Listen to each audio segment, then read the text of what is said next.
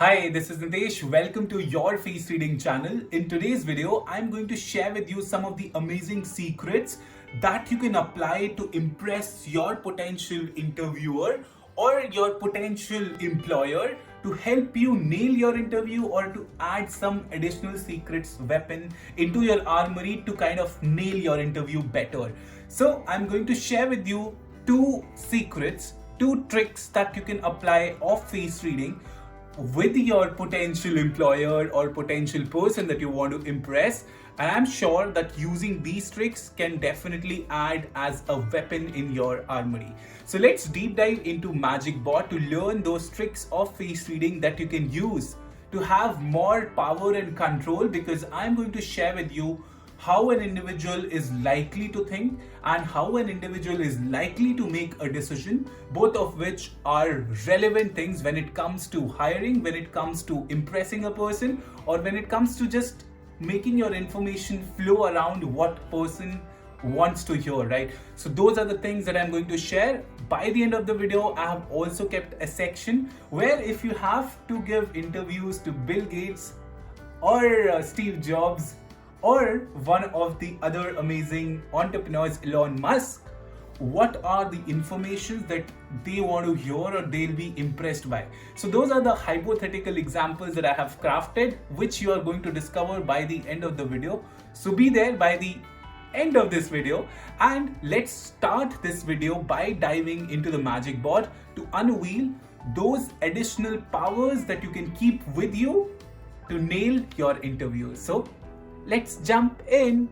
Welcome to the Magic Board, guys. Here you can see how you can better your interview with face reading as a title, and how you really can do it is by two of the methods that I'm going to show and share with you.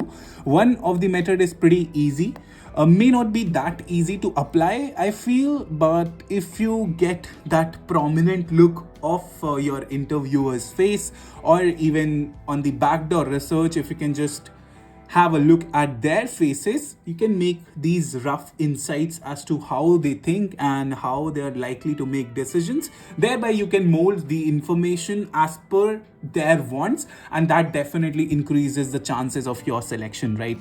So that is the kind of additional weapon that I want to share with you during this video, right? So first thing that I'll share with you is the aspect of territory method that I have shared in one of the earlier videos as well, but then here I'm going to delve a little deeper as to the real application, as if you want to impress an interviewer, how you can apply that, right? So just a basic reminder of that is what you need to do is you need to divide the face into three halves, right? So three halves are nothing but these three halves that I'm going to make in front of you, right? The first half is from hairline till the upside of the eyebrow, right? So this is a sample example of picture that I took from Pixabay. It is also of one of the prolific, I think, author. So for the practical reasons, I have used this particular as a sample. So you divide your face or the potential employer's face into three halves mentally, because you are sitting there at the interview. You cannot ask their pictures to be there and kind of give you that impression that you're judging them, sort of thing. It's just that you're getting their additional information that you get from the socials. It's just an additional information that you can have through face reading, right? So once you enter the door, let's say you enter the door and you notice his face or her face, and mentally just divide their face into these three territories. And I don't want to like gaze through, but just a rough insight that you can get once you see their face. Just divide mentally their face into these three territories, where the first territory is one where you are dividing the face up from hairline up till this point, that is the end of the eyebrow horizontally, and the second line that I want you to draw is by the end of the nose, right? By the end of the nose tip, which means this particular line. And here I'll use the learnings from Jean Hayner's concept of three phases, where she has divided the phase and named it three phases, where this first territory she has called it as an analytical territory. Okay, I'm going to explain all of that, don't worry about it. So this is the analytical territory as per her, and this explains a person likes to think more if this is a dominant territory. So the point here is that once you divide the face into three horizontal halves, the area that is strong, that is dominated, is what is likely to influence on how they think and make decisions, right? So first one is analytical territory, second one is the territory which is a practical territory. She calls it as a practical zone. Okay, the third territory is the intuitive territory. She calls it an intuitive zone. Okay, so when you observe by the first instance that a person has a larger, let me just select this particular pen because it won't be fully there. So assume or kind of just have a rough estimation whether a person has a bigger first zone, that is, this is the first zone, or a person has a bigger second zone, this is the second zone, and whether a person has a larger third zone, this is the third zone. So let me explain to you what all these zones mean so that you can have a better information with respect to what I'm speaking of. So analytical territory is one which indicates that a person is likely to think more. A person who is hiring you wants more information, right? Because the forehead part is more and it is kind of governed with a water feature, right? So give them more information about yourself, about what you can do for them, make them think, make them give them as many information about you, about your skills as much as you can, because they love to have information to kind of be more detailed and kind of being more pronounced in their decision, right? Also, you'll observe with people who have a stronger this territory. So the point here is that as you have to ascertain which territory kind of dominates. The territory that dominates is the one that is the longest of the three, right? So at the first instance, you can realize that this particular territory, that is the third territory, is not pretty big on his part. So he kind of dwells between the analytical and practical territory if these territories are something that is equal in length, right? So the very thing that I was mentioning earlier is that if a person has a strong analytical territory, then a person wants more information. They want you to be more researched. They want you to be more well-versed for what you are speaking of. They want you to let them be in a dreamy territory, maybe, because they love all those informations. And also because forehead is a part that indicates a strong water energy. A longer forehead represents that a person wants to think more, and that is where the analytical part comes into play, where if you want to give them more information, they are likely to be more impressed, right? Whereas if the practical territory is more dominated, is more long, which in this case you can observe kind of a longish territory, which is the territory 2, that is this one. One other way that you can gauge a person's second territory being long or not is through a long nose, because it can really shine through the face when a nose is long. It indicates that a person's territory 2 is bigger. And when a territory 2 zone is bigger, what it can indicate is that a person wants practicality in the approach, or a person may wants to focus more on how you can bring money for them, or how you can be competitive, right? How advanced, or how in a simpler way, or in a common sense way you can achieve results for them.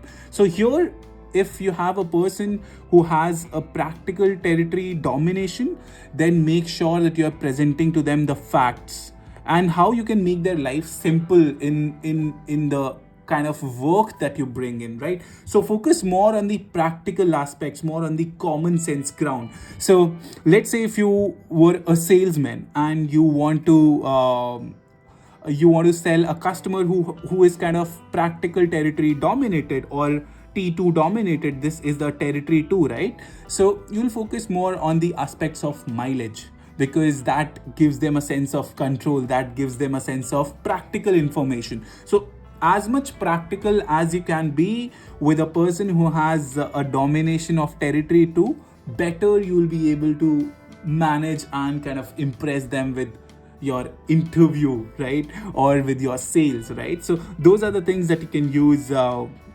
once you see that a person is practical territory dominated. However, if you see that a person is T3 dominated, which in this case you can observe at the first gaze that this area is not that big compared to the other two zones, right? So this means that don't focus much on the aspect of emotions, right? Or maybe don't focus on a lot of personal feelings, because this person may not think that particular way when it comes to hiring you, when it comes to processing the information, right? So this person, because there is this T1 territory and there is this T2 territory, which kind of is similar, which also acts as a territory war. So you can revolve around being T1 and T2, because nose is bigger, focus more on T2, less on T1, but T3 is something which you can definitely abstain from when you are interviewing with a person who has zone 3 as pretty less, because intuitive territory indicates that person wants to dwell in emotions, wants to dwell in feelings, how you will make them feel.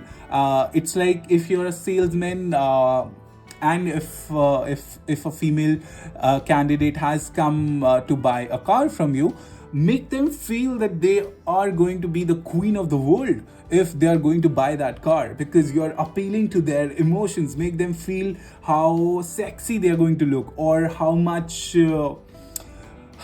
of an impressive lady they'll become once they buy a car, or something on the emotional lines, or present them with a story that can make them feel incredibly great about themselves. So when you have a person whose intuitive territory is dominated, make sure that you're focusing more on the lines of emotions, feelings. If a person is practical territory dominated, make sure that you're focusing more on the practical side of things as to how you can be efficient for them, right? Efficiency is, I think, the most important aspect for practical people or the practical territory dominated. And if you have someone who has T1 domination, then make sure that you're giving them a lot of facts, a lot of research, a lot of time to ponder about you, a lot of information about your life, about the work that you have done in your past, and make sure that you focus on a lot of details as well, because they want that about you. And the more you give them, the likelier are your chances for being selected. So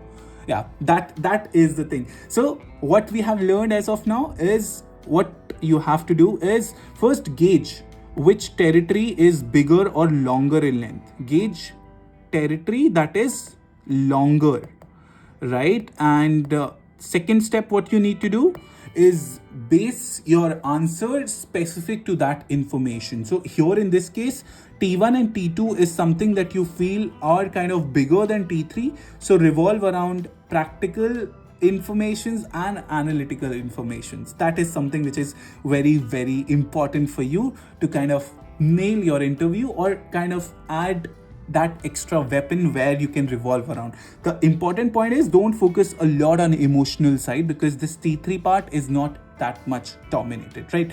So this is the thing that you can do to better your interview using the territory method.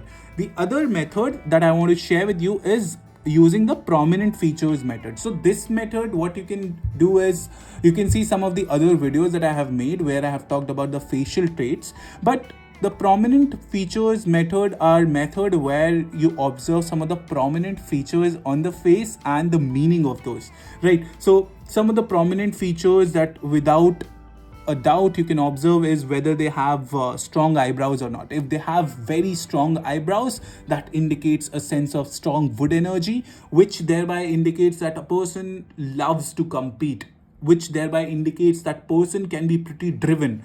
And once they are very driven, they want to kind of want the person who is kind of driven, right? Or who is kind of practical in their approach, right? Especially if they are hiring for a similar roles, right? So if they're interviewing you and they have good enough eyebrows, thick eyebrows, and if they are extremely revolutionary sort of sounding, especially when there are wiry eyebrows, make sure that you give them that you'll be very competitive and you can be pushy, because they kind of love that energy. It's like a fact that we kind of love ourselves and love what we have in others, right? So it's kind of a direct psychological thing that we tend to appreciate people who are like us, right? So that is something which is kind of a hidden fact there within, even though we may not feel it, but it's there somewhere, right? So if nose is a bigger part of their personality, then of course make sure that you're focusing more on the practical side, maybe more on the ambition side. Or if ears are bigger, ears signifies the aspect of how likely your ability to take risk is, right? So the larger the ear size, the more the water energy, and that can indicate a potential risk taker person. So you can appeal basis on that particular information. But as of now, I think because the time will be pretty less, so you can focus more on the territory method concept rather than the prominent features concept. Herein I have made notes of all the information that I have shared with you pre-video, because I'm recording this video unscripted. So I just wanted to make sure that I'm not going to miss any of the information that was important for you. And yes, I think I have covered most of it. So the next part of this particular video is this, which means if you were to give an interview to Bill Gates, to Steve Jobs, or Elon Musk, let's say you're giving them interviews privately, you can of course imagine that case to be how you're going to use this particular territory method to kind of impress them, or even prominent features method to kind of impress them or cast a impression on their mind, right? And we are going to use some of the face reading methods here that I have shared with you, and let's start with that.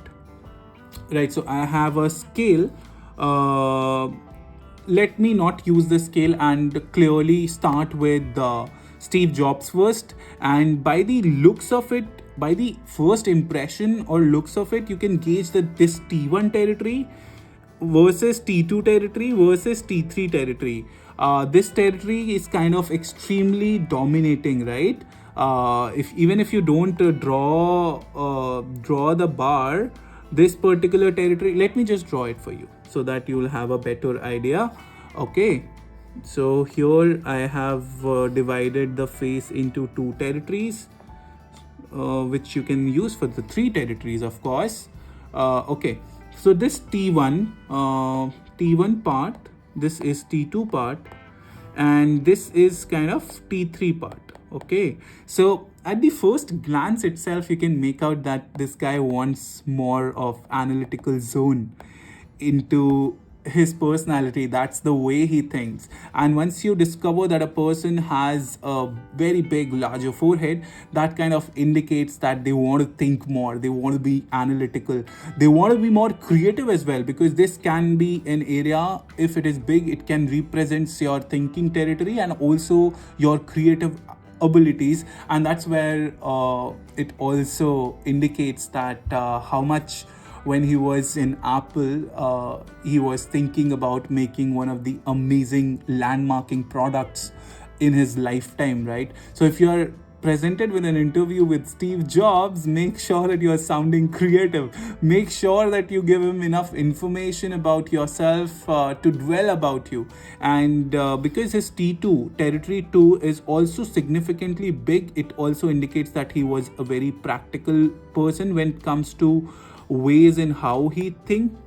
so you can dwell between T1 and T2 once you are presenting your interview case with Steve Jobs, and make sure that you're sounding creative, because his strong forehead does indicate a sense of strong water energy. And if you don't know what water energy is, you can check out one of the videos that I made that is titled From Earth to Fire, where I have shared about the knowledge of 5 elements and how dominant roles they play into your life, and how your behavior is kind of influenced primarily by one of those elements. So you can definitely go and check out that particular video. But for this particular video, just stick by that you're going to be more T1 dominated, or present more T1 dominated facts, which means that make sure that you're well researched, right? As I have mentioned in the other slide, make sure that you're well researched about the interview. Make sure that you're well researched about the topic.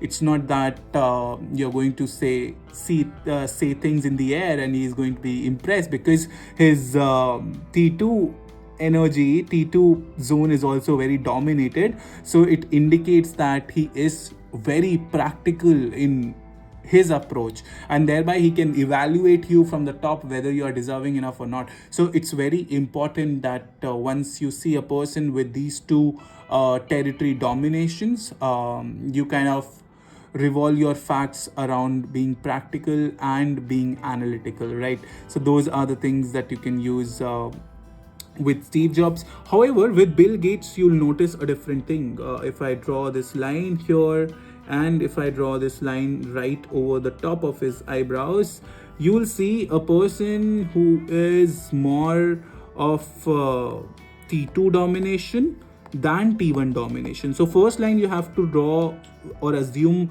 likely to be from the hairline, right?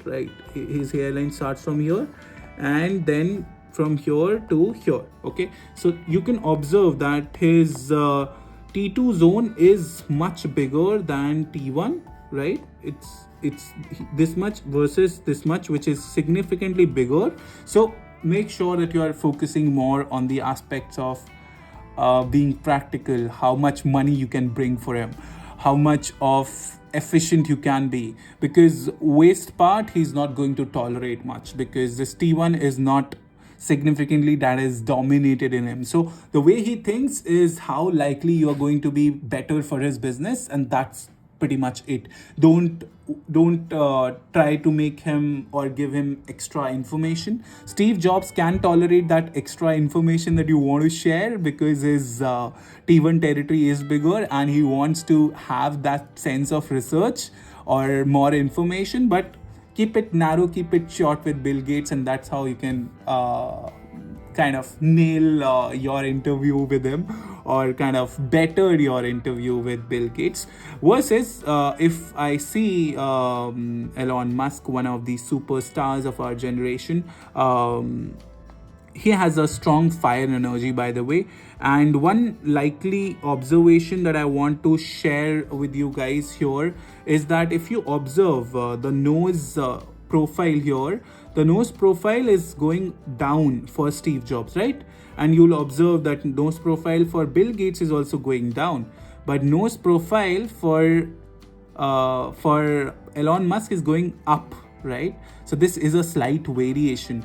And what does that reflect? It indicates when your nose is a little bit on the upper side, which in Elon Musk's case is, it can represent a sense of a little emotional sensitivity, or a mark of fire energy, right? And what is fire energy? It's something that makes you quite quick at things, and that's one of the reasons why Elon Musk builds businesses pretty quickly and kind of leave it also and sells it out.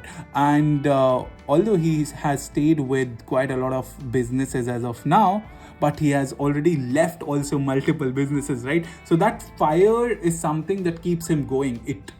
It is something that wants him to do multiple things at multiple points in time, and is something that really charges him up. And it's kind of something which is really a big motivating force, right? We are deviating from a topic here, but I want you to observe which territory is is being dominated in him. And here you can use the aspect of prominent features, where I have mentioned about the eyebrows. And once you see his eyebrows are lessening a little, which means that they are going more on the fire side of things, which means that he wants to seek more excitement in the project that he is working. And if excitement is not there, then he is not likely to continue in that particular thing. But if I were to mark his domination zone, you could observe that his T2 part is very dominated. It's kind of a very big part, right? This part is pretty big. This part was earlier big when he didn't had the hair therapy, but it has kind of bettered up. So this indicates that water energy has reduced maybe, but his T2, that is the practical territory, has been there, very much been there. So it again indicates that he wants to be more practical in his approaches. He want to calculate how much money he's going to make on things, and he's very he's able to filter information pretty easily, is something which is his strong quality. So if you have Elon Musk as your interviewer, yes, because his fire energy is there, and his T3 is also quite big, right? In comparison to Bill Gates, his T3 territory is also significantly big. Right, this is significantly big, so that means you can appeal to his emotions, and that is something which can impress him. Of course, because he is a visionary, he sees things apart. It also indicates a sense of metal energy into him, which acts as an archetype of a father who sees things from above. But then, because T2 is dominated on his side as well, that means very practical he is in his approaches, and you likely present more of practical facts to him than the other facts, right? So one of the common things that you'll observe in the businessmen is that they are likely to be very much governed by their T2 factor, or their T2 plays a very significant role into their personality, into how they think and make decisions. So yeah, those are pretty much the things. I hope you like the hypothetical example that I have shared with you, and the example of how you can use the territory method majorly to understand how a person thinks, and how your potential employer or interviewer thinks, and how you can mold your particular information to suit what they want to hear, right? So that is something that you can use. Make sure that you're using your interview not only on face reading. Just use this as an additional help. Just think of it as an additional research that you do on your socials to know about your interviewer. It's just an additional weapon that you can have during your interview process, and you can share your information basis or around that particular thing. The skill is one of the most important component. So make sure that the interview that you're going for, you're prepared for it. It's just as an additional jewelry, let's say, on your face, on your body, that kind of augments your face or body in such a way that it kind of attracts more attention, right? So use face reading only up to that extent, just an additional weapon to kind of keep you with yourself, right? So I hope the video helps you. Let me know in the comment section if it does, and I'll also appreciate some of the ideas that you want me to make videos on, because if you help me, we can have more videos together, and we can create more with face reading, right? Because face reading is one of those wonderful arts, one of those wonderful things that I have learned in my life and worked with my clients, that really augments my life, that augments their life, and it kind of creates such a beautiful balance in achieving true potential of who we are. So that is my aim with this particular channel. If you like this video, make sure to give it a thumbs up and share it with your friends who want to impress their interviewers, or who just want to know more about themselves, right? So thank you so much. Have a beautiful day ahead, and subscribe to the channel if you feel it adds value to you. And bye-bye for now. Take care. Have an amazing day ahead.